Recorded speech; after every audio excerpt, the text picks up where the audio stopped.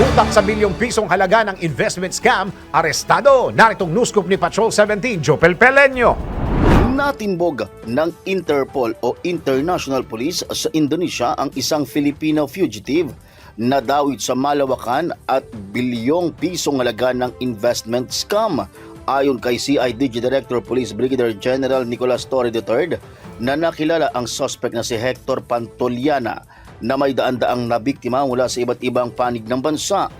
Ayon sa hepe ng CIDG, naaresto si Pantoliana sa Indonesia na nakatakda na sanang lumipad patungong Hong Kong. Sinimulang tugisin si Pantoliana noon pang 2023 na posibleng leader o may mataas na posisyon sa isang organisadong lehitimong negosyo, ngunit sa likod nito ay puno ng panluloko ng kanilang mga nabibiktima. Ayon sa isang scam victim na humingi ng tulong sa CIDG, gumagamit ng politiko, banda at mga uniformadong personalidad si Pantoliana upang makahikayat ng mas maraming individual na maglagak sa kanyang bogus na investment company. Ito si Patrol 17, Chopel Pelenyo. Para sa impilang may totong lakas, DWIZ, nagbabalita ng tama, naglilingkod ng tama.